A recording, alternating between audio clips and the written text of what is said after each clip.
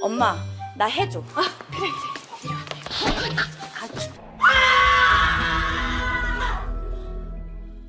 Cerita dibuka memperlihatkan Xion yang memulai live di sebuah blog bernama Sexy Divas Blog. Ia bernyanyi dan menari dengan begitu lepasnya. Dirinya yang berbadan besar menutupi kamera live-nya dengan foto perempuan seksy. Tampak di blog pribadinya itu, ia telah banyak memiliki fans yang sudah sangat penasaran dengan wajah Xion, tapi Xion memilih tetap merahasiakan dirinya. Xion memiliki mimpi yang sederhana, yaitu hanya ingin lulus sekolah tinggi dan tinggal di kamarnya selama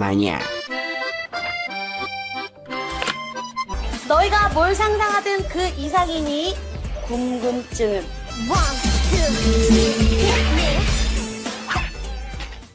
Usai live, Xion turun ke halaman taman rumahnya karena kedua orang tuanya tengah memanggang daging kesukaannya. Saat makan, sang ayah tak sengaja mengatakan pipi Xion begitu tembem. Kata-kata ayahnya itu membuat hati mungil Xion sedikit tergores, guys. Ia memutuskan berhenti makan daging dan masuk ke dalam rumahnya. Di dalam rumahnya, Xion menatap foto keluarganya. Dengan sedih, Xion mengatakan kalau hidup ini tidak adil. 그리고 이 아늑한 방에서 평생을 보내는 거. Di sisi lain, tampak seorang idol bernama Xiah yang tengah diserbu fansnya saat akan syuting acara. Dalam acara tersebut, Xiah yang menjadi MC terpesona dengan seorang penyanyi yang tengah tampil bernama Haesung hingga ia gagal fokus. 샤씨 멘트. Ya, Haesung merupakan penyanyi sekaligus pencipta lagu terkenal dan memiliki banyak fans. Alih-alih memanfaatkan ketenarannya dengan dekat dengan para idol, Haesung malah benci jika seproject dengan gadis-gadis idol, guys. Nah, malamnya Xion mencopot foto keluarganya dan mengeluh di rumahnya itu ia tidak bisa bebas sesukanya. Yap guys, Xion mengeluh karena di rumahnya sedang ada syuting yang dilakukan oleh Xiah. Yap, Xiah adalah saudaranya Xion. Bahkan mereka ini adalah anak kembar. Namun Xiah tidak mengakui Xion adalah saudara kembarnya. Ia hanya mengakui dirinya memiliki saudara yang kini tengah kuliah di luar negeri. Usai syuting itu, Xiah memarahi Xion karena keluar kamar. Saudara kembar ini lantas adu mulut dan berujung saling jambak menjambak, guys. 치지 마라. 귀신해. 뭐하라. 창피한 거잖아 내가. 그럼 자랑스러워야 돼? Keesokannya di sekolah, Xion bertemu dengan Gyeosok, cowok yang ia sukai, tengah bersama gengnya. Xion yang terpesona sampai terdiam menatap Gyeosok. Ia tersadar kalau pacar Gyeosok memanggilnya. Mereka lantas menertawai Xion. 오랜만이야? Xion pun malu dan masuk kelas sambil mengingat kejadian memalukan 1 tahun yang lalu. Di mana dulu ia sempat diam-diam ingin memberikan hadiah beserta surat cinta di dalamnya untuk Gyeosok. Namun aksi Xion ketahuan Gyeosok and the gang, guys. Surat cintanya dibaca lantang oleh pacar Gyeosok membuat geng Gyeosok mengetahui kalau Xion menyukai Gyeosok. Xion sangat malu bahkan sampai menangis. Sejak kejadian itu, Xion menjadi sasaran bullying oleh Gyeosok, pacarnya and the gang. Di lain sisi, Xiah dan Haesung tengah syuting iklan minuman bersama. Sayangnya syuting itu berjalan sangat buruk karena Haesung tidak mau berakting imut. Padahal Xiah sudah melakukan yang terbaik. Alhasil Xiah pun menemui Haesung berniat membantunya berakting yang ala imut. Tapi niat baiknya malah mendapat balasan tak enak dari Haesung yang menganggap Xiah tidak sopan dan sok paling pandai berakting. Ia juga menyinggung Xiah yang tidak pandai bernyanyi di grupnya. Mendengar itu, Xiah menjadi kesal. Xiah makin kesel lagi pada Haesung kalau syuting iklannya dibatalkan. Ia merengek dan menangis di depan manajernya, meminta untuk segera comeback demi membuktikan pada Haesung kalau Xiah bisa bernyanyi. 지금 당장 알았어, 울지 마. 나 가수 할 거야. Sementara itu, Xion yang tengah kehilangan anjingnya mencari kesana kemari karena cemas. Sampai tiba di taman, Xion malah bertemu dengan wanita tua yang tergeletak tak sadarkan diri. Xion sontak menolong wanita tua itu dan mengantarnya ke kediaman wanita tersebut. Usut punya usut guys, wanita itu ternyata seorang peramal yang ia panggil Master Tarot. Tahu akan kesedihan mendalam yang dipendam Sion, Master Tarot memintanya memilih sebuah kartu tarot. Yap, Sion memilih kartu tarot istimewa yang dibuat sang master, yakni kartu bernama keajaiban. 이거. Selama 30 tahun, belum ada seorang pun yang memilih kartu tersebut. Master Tarot pun menyuruh Sion membuat permohonan. Apapun permohonan, Sion pasti akan terkabul. Sion yang sejak awal masih kaget dan bingung dengan situasi yang dialaminya, tentu merasa tidak percaya. Di dalam hati dengan sepele, ia meminta agar dirinya bisa tertukar posisi dengan Syiah yang memiliki kehidupan menyenangkan dibanding dirinya. Kemudian Sion meminta agar berat badannya tidak bertambah ketika makan. Usai membuat permintaan, Sion diberi kalung emerald oleh Master Tarot yang merupakan simbol kebahagiaan dan keberuntungan. Master Tarot memberitahunya jika tidak bisa mengatasinya. Di sini Sion sangat bingung dan tidak paham apa yang dimaksud Master Tarot. Ia lalu beranjak pulang dengan perasaan aneh dan masih tidak percaya dengan ucapan Master Tarot. Namun tiba-tiba di jalan Sion jatuh guys. Tiba-tiba dia pingsan. Di sisi lain, Syiah yang tengah latihan menari juga tiba-tiba pingsan. Yap, keduanya pun dilarikan ke rumah sakit. Saat sadar, mereka kaget karena ibu mereka memanggil Syiah dan Sion, sementara Sion dipanggil Syiah. Yap, Syiah dan Sion shock berat karena kini jiwa mereka tertukar.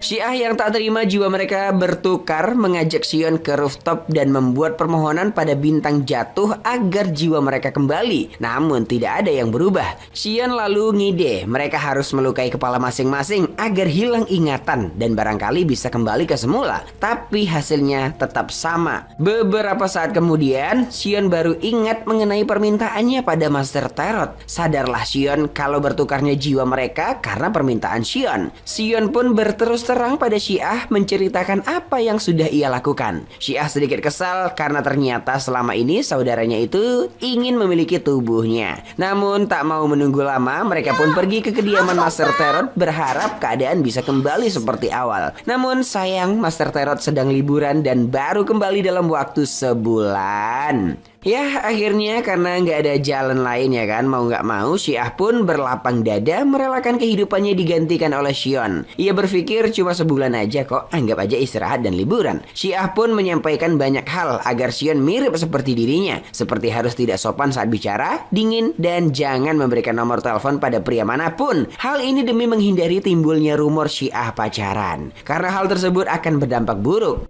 Syiah lantas baru ingat kalau grupnya sebentar lagi akan comeback. Sontak ia pun mengajari Sion menari. Namun permasalahannya Sion ia tidak bisa percaya diri. Syiah pun memarahi Sion kalau semua ini ulah Sion. Jadi Sion harus bertanggung jawab.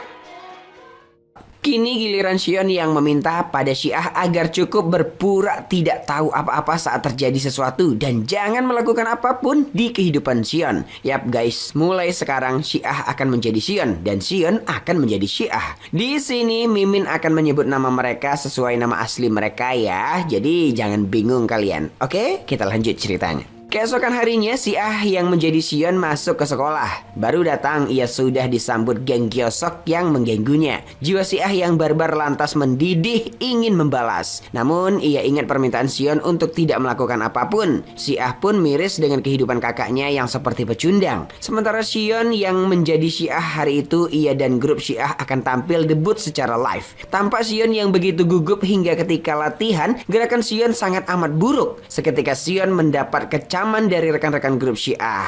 맛있겠다 진짜.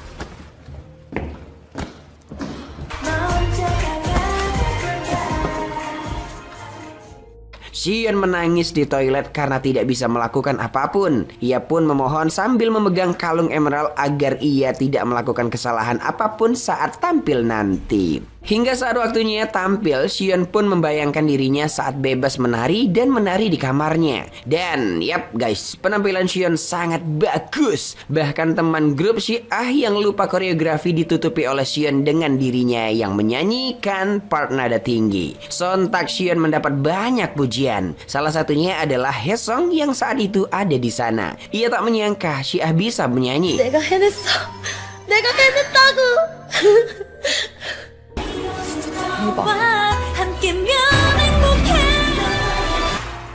매일 너와 함께하고 싶어 Di rumah, Syiah yang menonton kaget karena Sion tidak melakukan kesalahan. Syiah menjadi kesal karena Sion malah bernyanyi. Padahal semua orang tahu kalau Syiah buta nada. Saat turun dari panggung, Sion keseleo dan jatuh di pelukan abang Haesung. Tampak Haesung yang sejak tadi kagum jadi salah tingkah dia.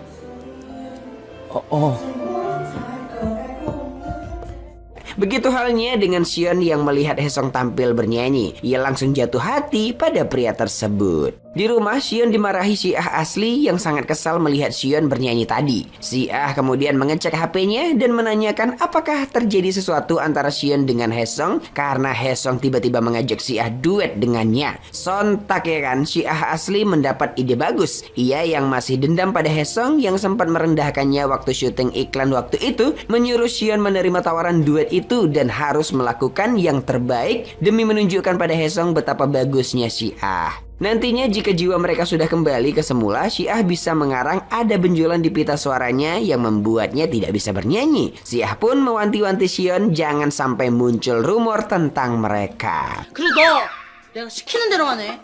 안혜성하고 이상한 소문만 나봐. Oke, keesokannya di sekolah Sion, Syiah iseng-iseng mengecek loker Sion dan menemukan buku diary Sion. Dari membaca buku diary Sion, Syiah jadi tahu betapa Sion membenci dirinya sendiri karena agak berisi badannya. Ia juga mungkin kesal pada Kyo-sok yang sudah sok kegantengan sampai mengolok-olok Sion. Di tempat latihan Sion yang menjadi Syiah bertemu dengan Haesung diam-diam di rooftop gedung. Haesung mengungkapkan permintaan maafnya karena ia sudah keterlaluan pada Syiah saat syuting iklan beberapa waktu lalu. Sion lalu mengingat bahwa Syiah pernah berpesan jika Haesung meminta maaf maka Sion tidak usah memaafkannya. Tapi yang terjadi, Sion malah memaafkan Haesung guys. Mendengar ia sudah dimaafkan, Haesung sangat senang. Haesung dan Sion memiliki selera musik yang sama. Hal itu membuat keduanya jadi makin salting. Bahkan keduanya langsung berpelukan karena tidak bisa lagi menyembunyikan benih-benih cinta yang tumbuh di antara mereka.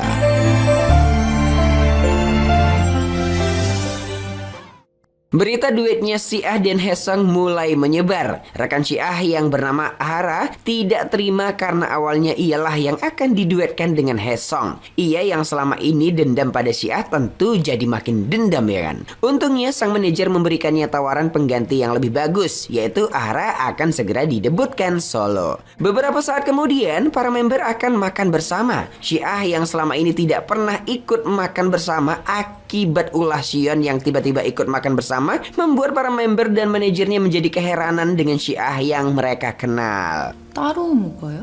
네가 웬일이냐? 우리랑 겸상을 다 하고? Sementara itu di sekolah guys, pacar Kyo-sok sibuk memuji dirinya yang cantik. Syiah yang lewat di antara mereka menertawakan pacar Kyo-sok. Ulah Syiah ini memantik pertikaian antara pacar Kyo-sok dengannya. Awalnya Syiah dibuat terjatuh dan masih bersabar, tapi ia tidak bisa menahan emosi dan langsung balik mengejek kalau riasan pacar Kyo-sok sangat aneh. Sontak ya kan, mereka bertengkar hebat, membuat Kyo-sok heran karena Sion yang ia kenal sudah mulai berani melawan mereka. Kyo-sok mengancam tidak akan menerima perasaan Sion jika Sion seperti ini. Sontak juga ya kan, Syiah yang tengah menjadi Sion mengatakan kalau ia tidak menyukai Kyo-sok, jangan mimpi kau bang. Katanya guys. 별것도 아닌 것들이 너 정도 생긴 애들? 체인다 체요 Saat mulai latihan, HP Syiah terus berdering karena Haesung menghubungi Syiah untuk bertemu. Dengan mengendap-ngendap lalu izin ke toilet, Sion pun menemui Haesung di rooftop. Di sana tanpa berbasa-basi, Haesung mengungkapkan perasaannya yang selama ini tidak pernah menyangka akan menyukai Syiah guys. Ia dengan tulus mengatakan telah jatuh cinta dengan Syiah. Sesaat Sion bingung, takut Syiah asli akan marah padanya. Namun ia tidak peduli dan memilih menerima perasaan Haesung serta mengatakan ia juga mencintai abang Bang Haesung. Malamnya, Sion menemui Haesung di ruang kerjanya. Di sana mereka mendengarkan aransemen lagu ciptaan Haesung. Haesung lalu mengatakan lebih baik mereka menyanyikan lagu tentang mereka. Sion heran bagaimana Haesung bisa membuat lagu padahal jadwalnya sangat sibuk. Dengan manis, Haesung mengatakan hanya dengan memikirkan Syiah ia bisa membuat sebuah lagu. Bacot banget. Setelahnya Haesung mengantar Sion pulang guys. Terlihat jelas Haesung yang tidak mau berpisah dengan Sion. Begitupun dengan Sion. 나 갈게. 잘 가. 나 진짜 간다. 네, 가. 조심히 가.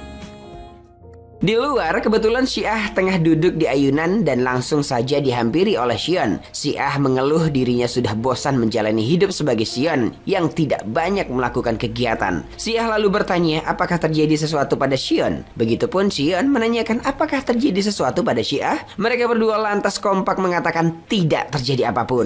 너 생각하면서 밤새. 너 까불지 마. 못생긴 주제. 이시연 너 미쳤어? Padahal ya kan, masing-masing mereka telah terjadi sesuatu. Sion lalu bergegas masuk ke kamarnya karena Haesung mengirimkan aransemen lagu mereka yang sudah jadi. Haesung pun mengajak Sion menulis liriknya bersama-sama. Di kamar Syiah, Sion mulai sedih karena waktu yang tersisa menunggu kepulangan Master Terror sisa 15 hari lagi. Sion pun berharap Master Terror tidak pernah kembali agar ia hidup selamanya sebagai Syiah. Keesokannya di kelas, Syiah kembali membaca buku diary Sion. Kali ini ia menemukan Sion pernah mengikuti suatu acara bakat di televisi, tapi mendapatkan body shaming dari krunya. Karena body shaming itu, Sion yang awalnya percaya diri menjadi tidak percaya diri guys. Karena juga mentalnya menjadi sangat hancur. Syiah benar-benar iba dengan saudara kembarnya itu. 시작하세요.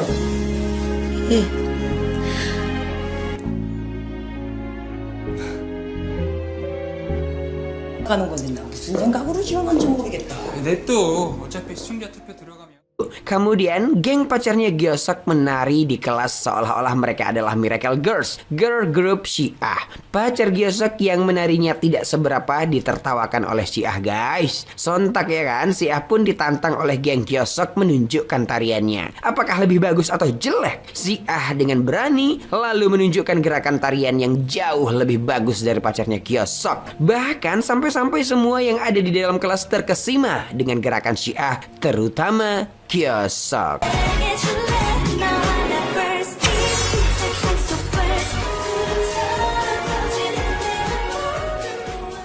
Di sisi lain, Sion yang tengah menemani Haesung membuat lirik lagu gagal fokus saat mengetahui Haesung ternyata pendengar setia Live Sexy Divas blog, yaitu blog Sion sendiri guys. Haesung mengatakan sangat menyukai suara gadis di blog tersebut yang seolah-olah seperti menyanyi di sampingnya. Sayangnya blog tersebut sudah lama tidak live lagi, membuat Haesung sedikit sedih. 왜 방송을 안 하지? 그 방송 엄청 웃기는데. Saat tiba di rumah, Sion kaget karena blognya sudah aktif akibat ulah Syiah yang tidak sengaja menghidupkan live tanpa menutup kameranya. Para fansnya menjadi heboh dan kecewa karena ternyata orang di balik blog tersebut gendut guys. Sion sangat sedih akan hal itu, namun tidak bisa berbuat apa-apa. Sambil menangis, Sion pun membuat permintaan agar kejadian itu tidak pernah terjadi.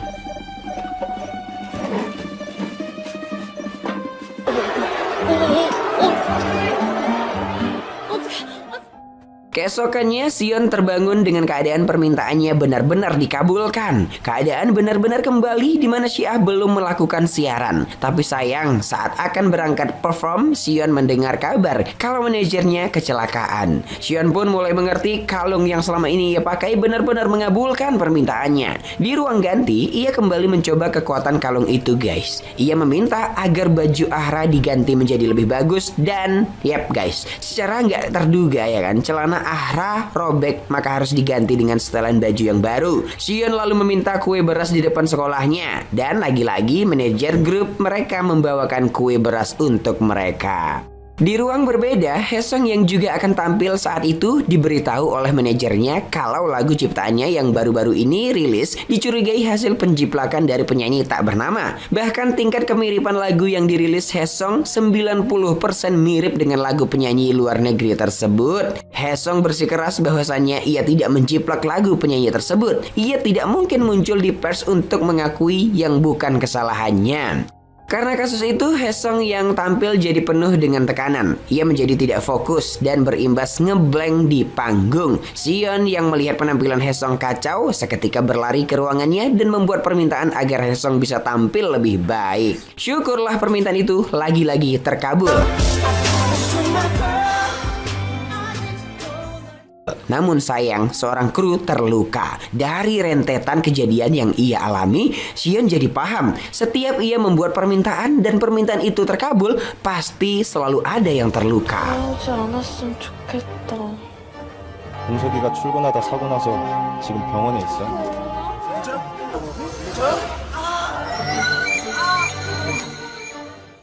Oke, keesokannya berita penjiplakan lagu yang dibuat Haesung semakin memanas. Hal itu kian membuat Haesung menjadi sangat stres dan kehilangan semangatnya. Diam-diam, Sion pun menemui Haesung di ruangan kerjanya. Di luar tampak ramai para wartawan yang menunggu Haesung keluar untuk meminta tanggapannya. Saat Haesung membukakan pintu, Sion lantas langsung memeluknya karena khawatir. Tanpa mereka ketahui, ada seorang wartawan yang memotret kemesraan mereka, guys. Tak lama mereka pun masuk, ya kan? Sion dengan cekatan menyuapi Haesung yang sedari pagi belum makan. Lalu Sion dengan lembut mengatakan kalau ia tidak kecewa sama sekali dengan Haesung meski adanya berita ini. Haesung pun langsung mengungkapkan hal yang paling membuatnya sulit ialah ketika ia mencoba menjelaskan pada semua yang ia temui kalau lagunya jelas bukan penjiplakan karena ia tidak pernah mendengar lagu itu. Tapi saat ia membongkar rak berisi kumpulan CD-nya, ia menemukan CD lagu yang sama persis dengan lagu yang ia buat. Haesung pun menyadari mungkin saja dulu ia pernah mendengarkan lagu itu, lalu secara tak sadar membuat lagu yang mirip dengan lagu yang pernah ia dengarkan. Sion lantas menyemangatinya kalau semua orang pasti berbuat kesalahan. Haesung seperti berpasrah. Ia kepikiran tidak akan bisa membuat musik lagi. Lagi-lagi Sion menyemangatinya. Haesung tidak boleh menyerah di usianya yang masih 19 tahun. Tak hanya itu, masih banyak orang yang suka mendengarkan musik karya Haesung. Sion pun mengajak Haesung menyanyikan lagu mereka agar membangkitkan kepercayaan diri Haesung lagi. Yap, mereka pun bernyanyi dan Haesung tersenyum kembali. It's so nice, even 좋은 날에. Yap guys, seiring berjalannya waktu, ternyata mereka sudah sampai di day 30 hari sejak bertukarnya tubuh Syiah dan Sion. Mereka bergegas menemui Master Terot, tapi rumahnya masih dalam kondisi yang sama, yaitu sunyi, sepi. Padahal di sana tertulis Master Terot akan kembali dalam waktu 30 hari. Sion mulai cemas karena waktu itu ia sempat meminta agar Master Terot tidak kembali selamanya. Wow, saat Syiah pergi, Sion pun kembali meminta agar Master Terot kembali, tapi sedikit lebih lama agar Sion bisa membantu Haesung yang sedang kesulitan. Karena Master Terot belum kembali, Syiah harus lebih bersabar lagi menjalani harinya sebagai Sion. Ia berolahraga tapi malah tergoda topoki dan memakan banyak makanan. Syiah sontak sadar kalau ia tidak bisa mengontrol nafsu makan yang ada di tubuh Sion. 이거 3인분 주세요. 튀김도 3인분 주세요.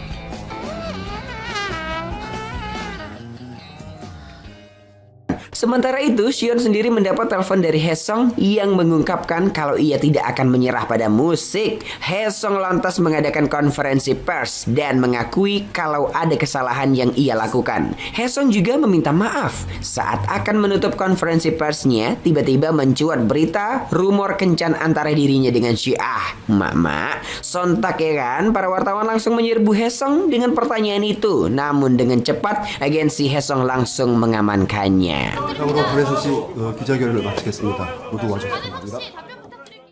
Setelahnya, Haesung dan Sion pun bertemu di parkiran gedung agensi. Haesung meminta Sion jangan salah paham karena ia akan membantah rumor kencan antara mereka. Setelahnya, Sion yang tengah menunggu rekan grupnya tiba dihampiri oleh Syiah asli guys. Syiah mengamuk pada Sion yang telah membuat masalah. Sion dengan tegas mengatakan kalau ia sangat menyukai Haesung, jadi dirinya juga tidak bisa membohongi perasaannya. Sontak Syiah makin murka karena kini ia melihat Sion sangat menikmati menjadi dirinya. Syiah pun menyadarkan Sion kalau sejatinya Sion hanya membohongi dirinya sendiri. Hanya karena saat ini ia hidup sebagai Syiah bukan berarti Sion akan menjadi Syiah. Selamanya Sion tetaplah Sion yang gendut.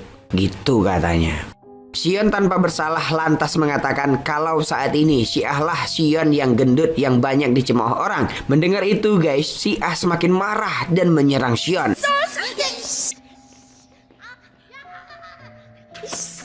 Mendengar keributan, Haesung yang masih di dalam mobil lantas keluar dan segera membela Sion yang bertubuh Syiah dan mendorong Syiah yang bertubuh Sion hingga terluka. Melihat itu, Sion seketika sadar ia telah terbuai asmara karena bisa berkencan dengan Haesung. Ia merasa kalau Haesung menyukainya. Ia lupa bahwa jati dirinya ialah Sion. Dan ya faktanya selama ini Haesung menyukai Syiah bukan menyukai Sion. Menyesal atas apa yang ia lakukan, Sion pergi ke rumah Master Terot dan mendapati kabar kalau Master Terot sudah meninggoy.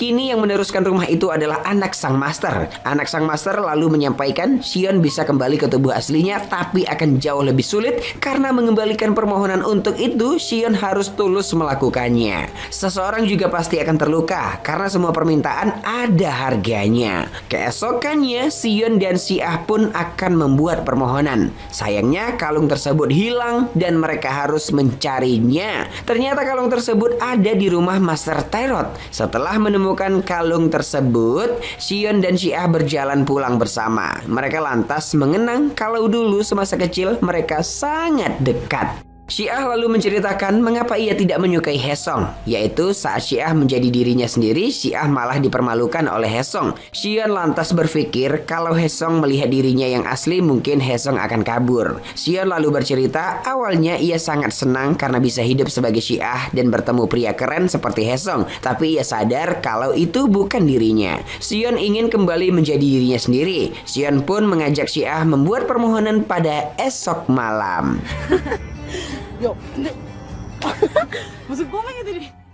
Nah, keesokan malamnya sebelum membuat permohonan dengan Syiah, Sion menemui Haesung. Saat itu, Haesung mengajak Syiah menyanyikan lagu yang mereka buat bersama di panggung yang besar. Lalu setelahnya mereka mengumumkan hubungan mereka. Sion tidak menjawab guys. Ia hanya meminta Haesung memeluknya sekali saja. Sion lalu meminta Haesung berjanji jika kelak ia berubah, Haesung jangan marah dan sedih. Haesung malah mengatakan bagaimanapun Syiah berubah, ia akan selalu berada di sisi Syiah. Oke guys, saat tiba waktunya, Sion dan Syiah pun membuat permohonan yang begitu tulus kalau mereka ingin kembali ke tubuh masing-masing. Sion memohon jika harus ada yang terluka, maka itu harus dirinya. Mereka kemudian tidur dan berharap besok pagi terbangun di tubuh masing-masing seperti sedia kala. Keesokannya, saat terbangun, Syiah dan Sion masih belum kembali ke tubuh mereka sendiri guys. Alhasil, Syiah dan Sion pun berlapang-lapang dada dengan takdir yang ada. Mereka tetap menjalani hidup sambil terus memohon bisa segera kembali seperti sedia kala. Suatu hari, Sion meninggalkan sebuah project girl groupnya. Ia meminta tolong pada Syiah untuk mengantarkannya. Saat sudah bertemu dan Syiah akan menyeberang, tiba-tiba sebuah mobil melaju kencang ke arah Syiah. Sontak Sion dengan tanggap segera berlari untuk melindungi Syiah. Karena kejadian itu, Sion dan Syiah dilarikan ke rumah sakit. Saat sadar, mereka telah kembali ke tubuh mereka masing-masing guys. Kebetulan dokter yang menangani Sion ternyata Master Terot. Kok bisa bang? Entahlah dek. Master Terot mengatakan kalau Sion adalah penjaga Syiah. Saat kecelakaan, Sion rela melindungi Syiah sama seperti saat akan dilahirkan. Sion pun mengungkapkan terima kasihnya pada Master Terot. Saat kehidupannya sudah kembali seperti semula, Syiah yang kembali ke tubuhnya memutuskan Haesung. Ternyata selama ini Syiah pun menyukai Haesung, tapi ia tidak bisa berkencan dengan pria yang disukai Sion. Beberapa waktu kemudian, Sion yang sudah lulus sekolah tak sengaja bertemu Kyo-sok. Kyo-sok tampak sudah berubah dan ramah pada Sion. Kyo-sok bahkan kini menyukai Sion, tapi Sion tidak lagi menyukai Kyo-sok. Ia menjaga perasaannya untuk Haesung. 나 지금 권시현한테 까인 거야? 동희야, 가자. Di rumah guys, Sion kembali live di blognya dengan ceria. Meski ia masih belum percaya diri untuk menunjukkan dirinya. Tampak di ruang kerjanya, Haesung mendengarkan Sion yang tengah siaran langsung. 혹시 듣고 있니?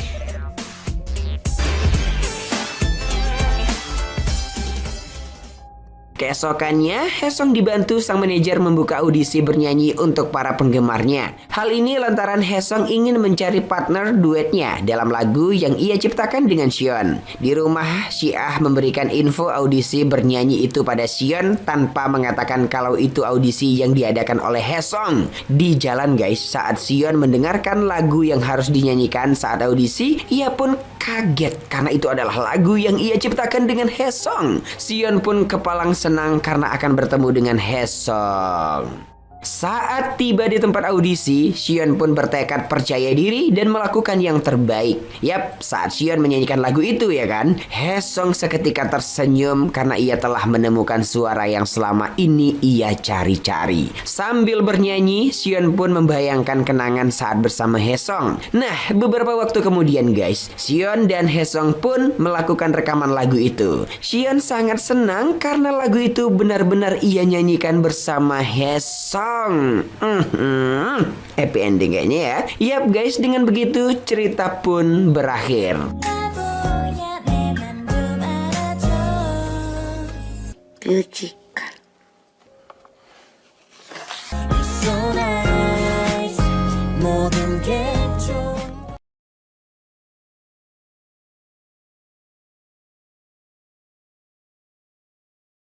여자친구랑 참 클래식하다 했는데 관심? 저까지나 내한테 관심이? Film dimulai dengan aksi nekat seorang ibu-ibu yang memanjat menara dengan santuinya untuk melihat pemandangan yang indah dari atas sana. Orang-orang sudah berkerumunan dan berusaha mencegahnya melakukan tindakan berbahaya tersebut, termasuk polisi lokal di sana.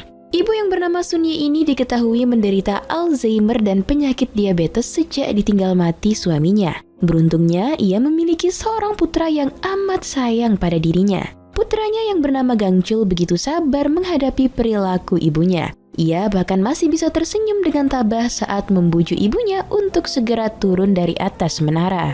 Dari aksi mereka ini terdapat seorang pelancong wanita bernama Suji yang memotret dan melihat dari bawah. 여보, 나 죽거든. 여기다 뿌리도 있어. Gangchul bekerja sebagai buruh bongkar muat kapal ikan. Hari itu ia dihampiri oleh teman lamanya, Jongsu, yang saat ini sedang mengejek Gangchul karena bekerja serabutan. Sedangkan dirinya bekerja di bawah pimpinan gangster yang bisa meminjamkan uang. Meski begitu, Jongsu tidak mau disebut preman apalagi lintah darat. Scene berpindah di suatu tempat di mana di sana ada pertemuan antar gangster. Ketika itu, Hui-gon yang melihat kakaknya diperlakukan tidak baik oleh bos gangster mencoba mencari pistol dan berniat membunuh bos gangster itu. Tapi sang kakak justru menyuruhnya pergi. By the way, Hui-gon ini akan gagap bicara ketika marah ataupun gugup.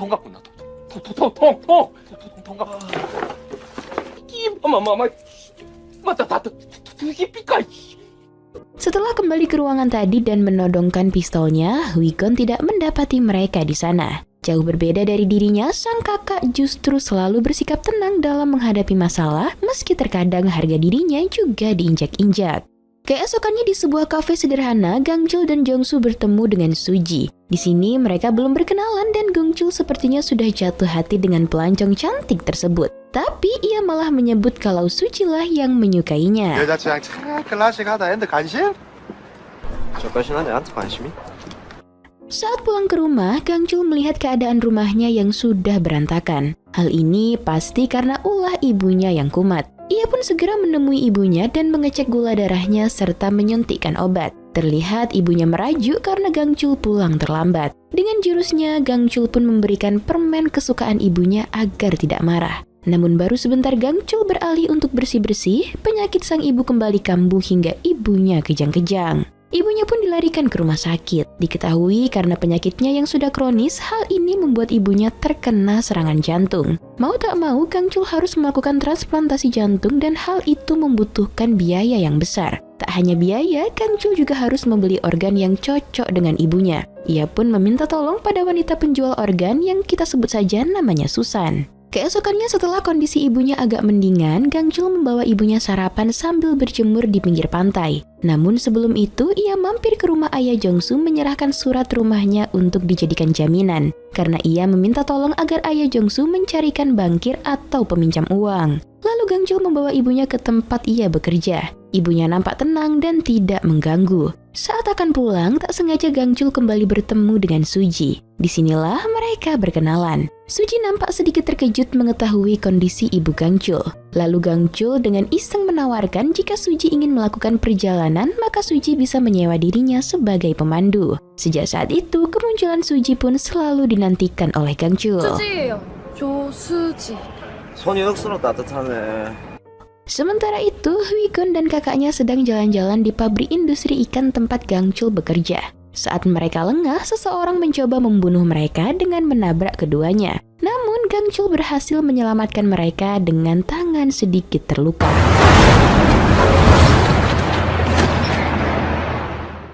Kakak Hwigun, Sanggon memberikan Gangchul kartu namanya jika suatu saat dia membutuhkan. Oh ya guys, Hwigun dan Sanggon ini adalah bosnya Jongsu, temannya Gangchul. Setelah itu Sanggon meminta Hwigun untuk pergi menemui Akito untuk meminta maaf padanya. Namun saat Hwigun melakukan itu, dia malah mendapatkan perlakuan keji dari Akito. Hwigun mencoba menahan amarahnya dan terus meminta maaf meskipun harus bersujud. Namun kesabaran tentu ada batasnya. Hwigun yang tak tahan lagi dengan perlakuan Akito pun mencoba membunuhnya. Perkelahian yang membuat Akito sekarat itu ternyata dilihat juga oleh Gangchul yang datang mencari Jongsu. Tak lama setelah itu, Sanggon datang untuk melihat kondisi di sana. Dan dia langsung menghajar adiknya itu karena lagi-lagi tak bisa menahan diri. Karena sudah tanggung, Sanggon pun menghabisi Akito dan mereka membuat kejadian seolah-olah Akito kecelakaan dan mobilnya meledak di dasar jurang.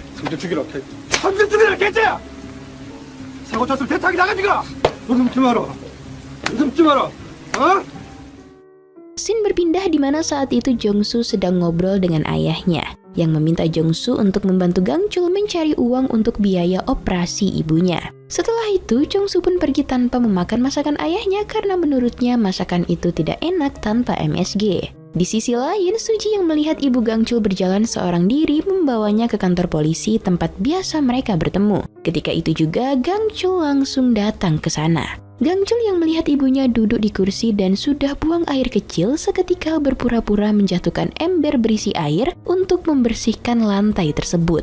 Ibu Gangchul yang merasa bersalah, ia lalu mengatakan kelak akan membayar semua yang dilakukan Gangchul padanya sebelum ia meninggal. Suji yang melihat itu menjadi tersentuh. Setelahnya, mereka pun pulang ke rumah. Di sisi lain, Hwigun dan Sanggon sedang makan mewah di sebuah hotel bintang 5 dan berencana akan mengambil alih hotel itu dan hidup berkecukupan setelah mereka berhasil menyingkirkan Yakuza Jepang. Sementara di sisi lain, Gangchul, Suji dan ibunya menikmati makan malam bersama. Di sini, Suji meminta Gangchul mengajarinya naik motor milik Gangchul dan mereka pun berjanji bertemu di dermaga, lalu mereka berfoto bersama. Di rumah sakit, Gangchul ngobrol dengan Susan. Dia mendapatkan informasi kalau nantinya akan ada 3 orang calon transplantasi. Gangchul mencoba mengambil informasi di kertas itu, namun Susan meminta uangnya terlebih dahulu. Gangchul pun harus mencari uang itu agar ibunya bisa dioperasi dan segera sembuh. Dia kembali mendatangi ayah Jongsu namun belum ada hasil. Gangchul pun pergi mendatangi alamat yang tertera di kartu nama orang yang ditolongnya waktu itu, yaitu Sanggon. Saat tiba di kediaman Sanggon, ia bertemu dengan Jongsu. Tiba-tiba, Hwigun yang baru saja datang melihat Gangchul di sana dan berniat ingin membunuhnya karena telah melihat kejadian saat dia membunuh Akito waktu itu. Namun hal itu dihentikan oleh Sanggon yang menyuruhnya untuk tetap tenang. Di dalam kediamannya, Gangchul ngobrol dengan Sanggon yang sedang menyiapkan hidangan untuknya. Sanggon tahu maksud kedatangan Gangchul yang membutuhkan uang. Ia pun menawarkan Gangchul agar bekerja sama dengan dirinya. Namun di sini Gangchul tak mengambil uang itu karena dia tak mau menjadi anggota gangster. Saat ngobrol dengan Jongsu mengatakan kalau menjadi anggota geng itu tidaklah buruk. Gangchul pun langsung memukul kepala Jongsu. Bagaimanapun, Gangchul akan menjadi anak baik seperti permintaan ibunya. Menjadi gangster dan membunuh orang lain sama saja dengan membunuh orang tuanya sendiri. Di kediaman Sanggon, bos Yakuza mendatangi mereka dan memperingati kematian Akito. Sanggon mengatakan menurut polisi kematian Akito disebabkan karena dia ngebut. Bos Yakuza itu tentu tidak percaya begitu saja dengan omongan Sanggon. Menurut bos Yakuza itu, pasti ada yang berbohong di antara Sanggon ataupun Akito. Sementara di kedua sisi, para anak buah mereka sedang menguntit pembicaraan mereka dan bersiap menyerang jika mendapatkan aba-aba dari masing-masing pemimpin. Untungnya tidak terjadi pertarungan malam itu. Di sisi lain, Jongsu kembali ngobrol dengan ayahnya. Dan lagi-lagi mereka bertengkar. Ayahnya mengatakan jika dia punya uang, lebih baik ia memberikan uang itu pada Gangchul. Jongsu kemudian mengungkit kejadian setahun lalu yang mana tangannya terpotong oleh mesin pres ayahnya. Tidak ada yang mau mempekerjakannya karena kondisinya yang cacat. Pagi harinya di rumah Gangchul saat dia sedang tertidur, ibunya memasak untuknya dengan tali yang terhubung di antara mereka berdua. Awalnya Gangchul mengira ibunya sudah sadar dari penyakit Alzheimer-nya. Namun seketika Gangchul merasa sedih karena tiba-tiba ibunya memperlakukannya seperti anak TK dan menyuruhnya membawa bekal untuk ke sekolah. Gangchul hanya bisa menangis di pelukan ibunya. 그치 완전 을라다. 을라다. 울지 말아라 똥강아지.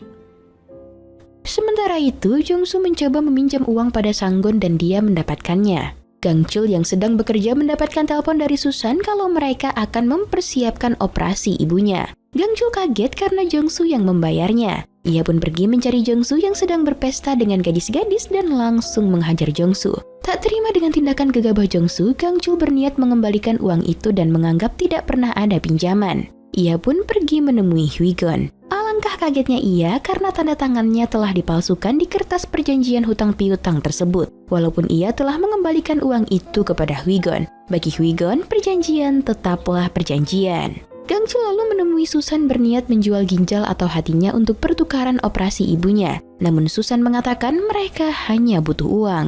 Gangchul terlihat begitu putus asa dan frustasi.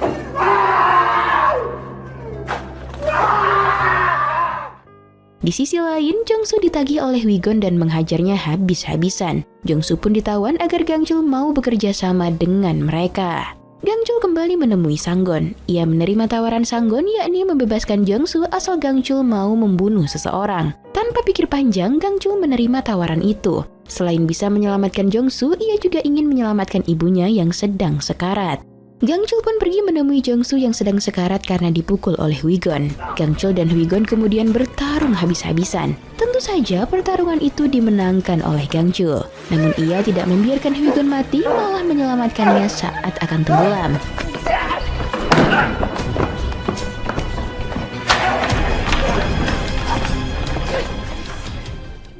Di jalan bersama Jongsu, Gangchul pun meluapkan semua emosinya. Gangchul lalu pergi menemui Suji yang ternyata belum kembali ke Seoul. Suji membantu mengobati luka Gangchul. Dan di sini Gangchul mengungkapkan rasa lelahnya akan hidup yang ia jalani. Bahwa ia menginginkan ibunya segera mati agar hidupnya tidak menderita. Sontak Suji memarahinya.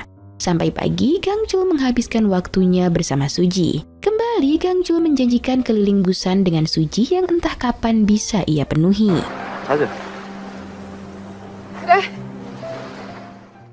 Ketika kembali ke rumah sakit dengan Suji, Gangchul tidak mendapati ibunya di kamar. Mereka lalu pergi ke kantor polisi tempat biasa mereka bertemu jika ibunya hilang. Namun di sana juga tidak ada. Gangchul terlihat begitu putus asa dan berteriak hingga akhirnya dia melihat ibunya sedang menaiki bus. Sontak ia dan Suji mengejar dengan becak motornya.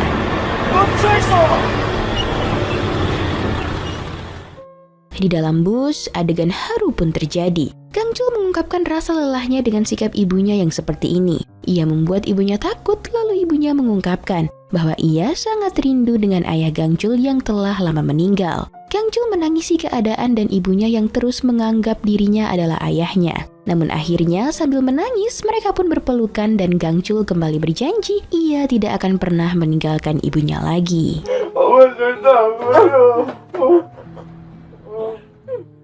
Keesokannya Gangchul yang melihat ibunya akan dioperasi dari balik kamar. Hwi-gon dan anak buahnya mendatanginya dan mencoba mengancamnya. Namun Gangchul tak gentar dengan ancaman itu yang membuat Hwi-gon berbalik gugup. Setelahnya, Gangchul pergi menemui Suji dan mengajaknya untuk belajar naik motor seperti permintaannya waktu itu. Tapi di sini Gangchul berniat meninggalkan Suji karena dia tidak ingin Suji kenapa-napa karena dia akan melakukan aksinya.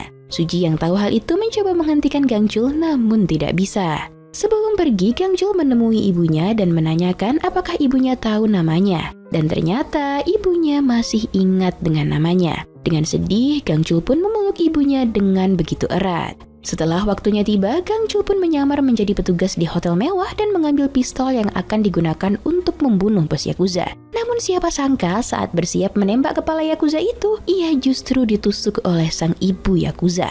Dan yang lebih malang lagi, ternyata pistol itu tidak berpeluru karena pelurunya sudah diambil sebelumnya oleh anak buah Hwi-gon. Di sisi lain, ibu Gangchul nampak kejang-kejang dalam kondisi kritis. Yang mengejutkan, bos Yakuza itu menembakkan pistolnya ke arah anak buahnya yang diduga berkhianat. Saat akan menembak Gangchul, sang ibu melarangnya dan Gangchul pun berhasil pergi dari sana. Gangchul menaiki van yang menjemputnya. Ternyata di dalam itu ada Hwi-gon yang berniat membunuhnya. Sementara Sang-gon memasuki hotel itu, bos Yakuza sudah bersiap akan menemuinya. Perkelahian antar Gangchul dan Hwi-gon beserta anak buahnya menyebabkan banyak kecelakaan lalu lintas. Hingga akhirnya Gangchul terpental keluar dan Hwi-gon tertabrak truk dan meninggal dunia. Beruntung Gangchul dapat dilarikan ke rumah sakit.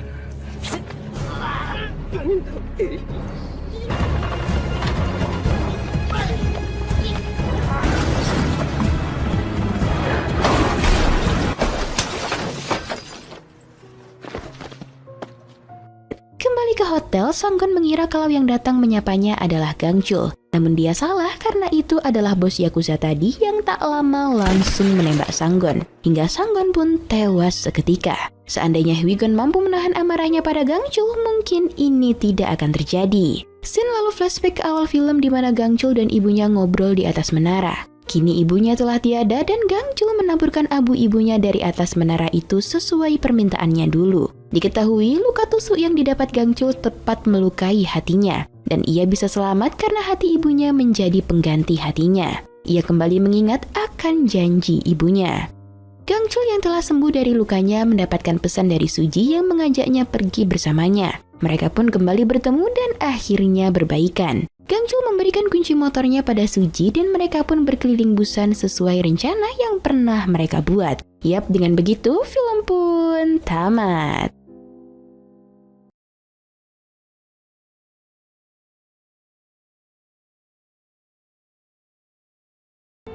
나 사랑하는구나. 벌이야, 죽을 때까지 그렇게 해줘. 아버지 죽을 때까지. Awal film diperlihatkan sebuah tangan orang dewasa yang sedang mengelus-elus tangan kecil anaknya. Kemudian beralih kepada para tahanan penjara yang tengah ditanyai oleh jaksa hukum tentang hukuman yang mereka dapatkan. Mereka mendapatkan hukuman yang bervariasi antara 10 sampai seumur hidup karena telah melakukan kejahatan seperti penculikan, pemerkosaan, dan pembunuhan. Jika beruntung, mereka bisa mendapatkan kesempatan selama 1 hari keluar dari penjara dan orang-orang ini dipilih karena berkelakuan baik. Kemudian salah seorang napi yang bernama Lee Gang-sik juga datang untuk mencoba keberuntungannya. Ia tercatat pernah melakukan perampokan sekaligus pembunuhan dan mendapatkan hukuman seumur hidup. Gang-sik masih memiliki seorang ibu dan seorang anak, namun mereka sudah lama hilang kontak. Bahkan ia belum pernah melihat anaknya selama 15 tahun karena dipenjara. Gang-sik sangat ingin mendapatkan kesempatan keluar selama 1 hari untuk bisa menemui keluarganya. Walau sebenarnya ia tidak ingat lagi dengan wajah dan suara mereka. Namun ia tahu di mana keberadaan keluarganya saat ini. 보고 싶고 얘기도 나누고 싶고 그래서 옛날에 어떤 일들이 있었는지도. Nasib baik, Gang-sik akhirnya mendapatkan kesempatan untuk menemui keluarganya. Seminggu lagi ia bisa menemui mereka. Ia merasa hukuman terberat bagi tahanan seumur hidup adalah tidak ada lagi yang ditunggu. Sebagian tahanan menunggu dieksekusi dan yang lain menunggu hari kebebasan. Tetapi bagi tahanan seumur hidup tidak ada yang dapat mereka tunggu. Setelahnya, Gangsik pergi ke gereja untuk berdoa dan menemui pastor. Semenjak menjadi tahanan, ia sering ke gereja untuk bertobat supaya tidak masuk neraka. Karena menurut Gangsik, jika masuk neraka, maka ia tidak akan bisa bertemu dengan orang yang ia cintai. Kemudian, scene berganti saat di kantin. Para tahanan sedang menikmati makanan mereka. Gangsik dihampiri seorang polisi yang menyuruhnya untuk datang ke ruang pendidikan. Jadi, Gangsik harus diberi pelatihan terlebih dahulu sebelum dibebaskan selama 1 hari. Malam harinya, Gangsik mempraktikkan kosakata yang ia pelajari dari pelatihan tadi. Sementara teman-teman selnya semua sedang tertidur. Kemudian, scene beralih kepada seorang anak perempuan yang sedang bermain piano. Lalu datanglah seorang anak laki-laki yang berkata, ayah akan datang. Anak lelaki itu bernama Lee Jun-suk. Keesokan harinya, Gangsik bersiap untuk keluar penjara. Ia dipersilahkan menggunakan benda-benda yang disimpan ketika awal masuk penjara. Di perjalanan, Gangsik ditemani oleh polisi Park. Karena sudah lama tidak naik mobil, Gangsik pun mabuk. Sementara di sekolah, Jun-suk sedang memainkan piano di depan kelasnya dengan sangat serius.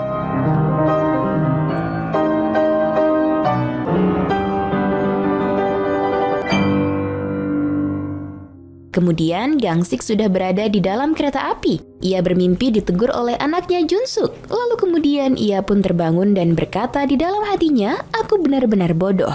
Ini pertama kalinya aku melihat dunia luar selama 15 tahun. Bukannya menikmati pemandangan, aku malah tertidur. Sedangkan di dalam kelas, guru sedang menjelaskan pelajaran. Sementara Jun-suk masih merenung karena ayahnya akan datang. Akhirnya mereka sampai di depan rumah Gangsik. Ia terlihat bingung karena daerah sekitar rumahnya sudah banyak berubah. Kemudian mereka masuk dan bertemu dengan ibu Gangsik yang ternyata sudah pikun dan tidak mengenali anaknya lagi. Gangsik masuk ke kamar Jun-suk dan ia melihat foto anak-anak sekelas. Tetapi ia tidak tahu anaknya yang mana di dalam foto itu. Gangsik meminta kepada polisi Park agar menemaninya ke sekolah Jun-suk karena ia tidak mau hanya menunggu di rumah saja. Sesampainya di sekolah, polisi Park menyarankan Gangsik memegang papan nama agar Jun-suk menghampiri mereka. Lalu jam pulang sekolah pun tiba. Tetapi setelah semua anak sudah pulang, Jun-suk tetap tidak terlihat dan Gangsik bertanya-tanya, di mana anaknya saat ini? Ternyata Jun-suk masih berada di sekolah. Ia masih menyiapkan mental untuk bertemu ayahnya. Akhirnya Jun-suk pun keluar dari sekolah dan melihat ayahnya telah lama menunggu. Gangsik dengan canggung mendekat ke putranya itu dan menyapanya. Saat di dalam mobil, mereka masih terlihat sangat canggung satu sama lain. Lalu polisi Park ingin membeli bahan makanan agar mereka bisa makan bersama di rumah. Tetapi Jun-suk berkata ia harus segera pergi les. Dan dengan senang hati, Gangsik mengatakan bahwa ia akan menunggu anaknya pulang les dan menyiapkan makanan di rumah.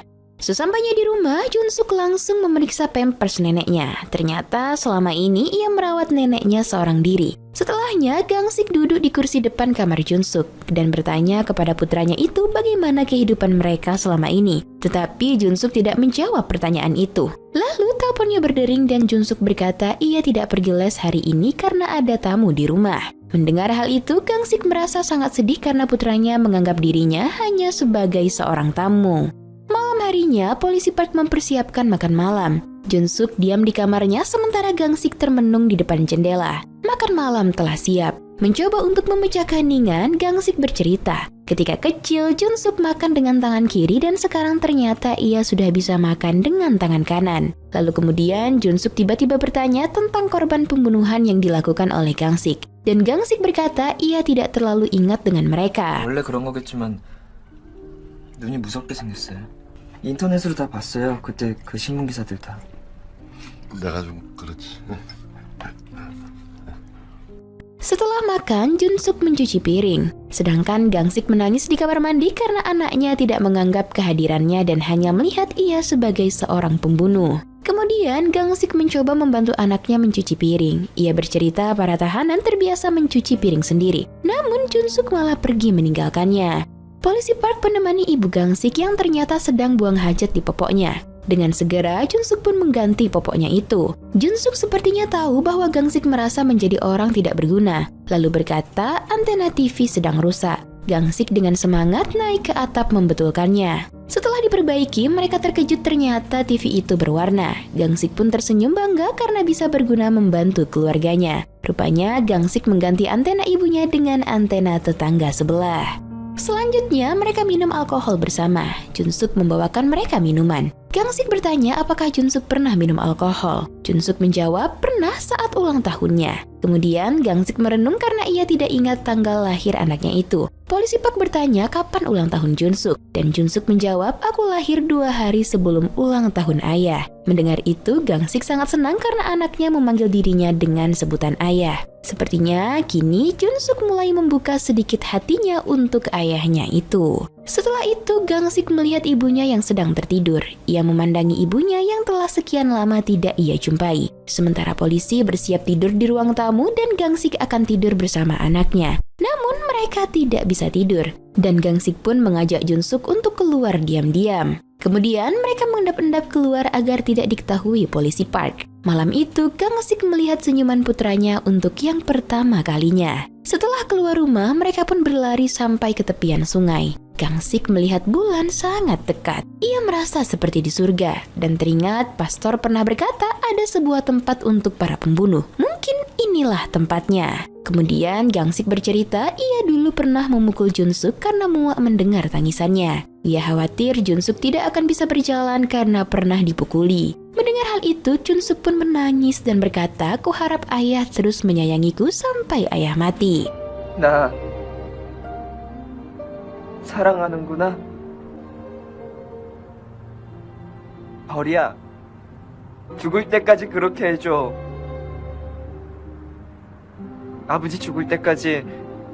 Saat itu cuaca sedang mendung, dan beberapa waktu kemudian hujan pun turun. Mereka berteduh di dalam box telepon umum. Setelah hujan reda, Junsuk membawa ayahnya untuk berkenalan dengan pacarnya. Mereka terlihat canggung saat berkenalan. Setelah itu, Gangsik dan Junsuk pergi mandi ke sauna. Kini Junsuk sepertinya sudah mulai menerima kehadiran ayahnya. Sejak saat itu, hubungan antara ayah dan anak ini menjadi semakin baik. Gangsik dan Junsuk baru pulang ke rumah pada pukul 7 pagi. Polisi Park kelihatan kesal karena mereka kabur dari pengawasannya. Saat itu, polisi Park telah menyiapkan sarapan dan Junsuk segera menuntun neneknya ke meja makan. Tiba-tiba, ibu Gangsik menyuruh Gangsik untuk duduk di dekatnya. Semua yang ada di meja makan terkejut karena melihat si nenek kita sudah mengenali anaknya. Setelah selesai sarapan, Gangsik memberi hormat kepada ibunya sebab ia akan kembali ke penjara. Namun sepertinya sang ibu sudah lupa lagi dengan dirinya. Lalu Gangsik keluar diantarkan oleh anaknya. Dari kejauhan terlihat seorang anak perempuan sedang memperhatikan mereka. Sementara di dalam rumah, ibu Gangsik menangis melihat foto kecil anaknya yang bernasib malang tersebut. Saat tiba di stasiun, Gangsik dan Junsuk terus berjalan sambil berpegangan tangan. Gangsik terbawa suasana teringat saat dulu ia menggenggam tangan anaknya. Kemudian Gangsik pun menangis terseduh-seduh dan berkata di mana sebenarnya Junsuk berada.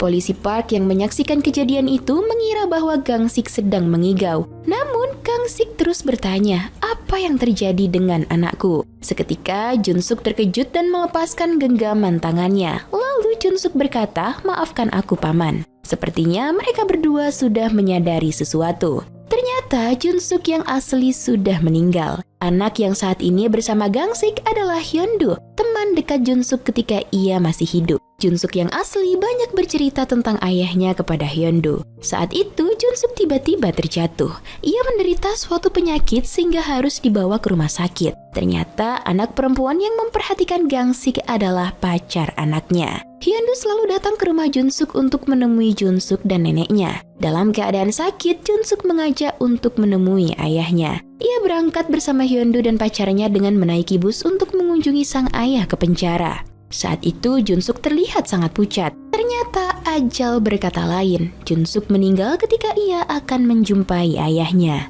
Kemudian jasad Junsuk dikremasi. Teman-temannya sangat terpukul dan menaburkan abu jenazah Junsuk ke lautan. Setelah kematian Junsuk, teman-temannya bergantian merawat nenek Junsuk dan membersihkan rumahnya. Kemudian Hyundu mendapat surat dari Gangsik yang akan datang menemui Junsuk. Ia tidak ingin membuat ayah Junsuk merasa sedih jika tahu kebenaran tentang anaknya. Maka dari itu, Hyundoo dan pacar Junsuk berniat untuk berpura-pura menggantikan Junsuk selama ayahnya pulang ke rumah. Setelah Hyundoo menceritakan kisah yang sebenarnya, mereka semua diam termenung. Lalu kereta Gangsik pun datang. Hyundoo meminta maaf karena telah lancang berpura-pura menjadi Junsuk. Gangsik berkata awalnya ia merasa canggung ketika bertemu. Namun ia mengira itu mungkin karena sudah 15 tahun tidak bertemu. Tetapi ketika mereka berpegangan tangan, hati Gangsik mengatakan ini bukan tangan anaknya. Hyundoo meminta maaf sekali lagi dan Gangsik berkata jangan meminta maaf. Aku malah berterima kasih karena kamu bersedia menemaniku sebagai Junsuk. Gangsik tidak menyesali keputusan yang diambil oleh Hyundoo. 난 그냥 내 아들과 하루를 보낸 것뿐인데. Kemudian saat kereta akan berangkat, Hyundoo berlari mendekati Gangsik dan berkata bahwa Junsuk memiliki badan yang tinggi dan wajah yang tampan. Gangsik pun tersenyum manis. 잘 자, 아들. Scene berlanjut saat di penjara, kepala sipir mengerahkan laporan perjalanan Gangsik kepada jaksa. Kemudian jaksa bertanya bagaimana perjalanan Gangsik menemui anaknya. Gangsik mengucapkan terima kasih dan berkata bahwa anaknya berbadan tinggi dan memiliki wajah yang tampan. Sedihnya, hanya itu saja yang ia ketahui tentang anaknya Junsuk. Kini Hyundoo dan pacar Junsuk kembali melanjutkan kehidupan sekolah mereka. Sementara Gangsik kembali ke penjara dan menemukan hobi barunya yaitu membaca. Selain itu, Gangsik juga mulai aktif masuk ke gereja. Beberapa waktu kemudian, Gangsik mendapat kunjungan. Polisi Park berkata anaknya datang mengunjunginya. Ternyata itu adalah Hyundoo. Gangsik sangat senang mendapat kunjungan dari Hyundoo dan ia bertanya bagaimana kehidupan Hyundoo. Mereka mengobrol dan tertawa. Kini hubungan mereka semakin membaik layaknya seorang anak dan ayah yang sedang bertemu. Yap, dengan begitu film pun tamat.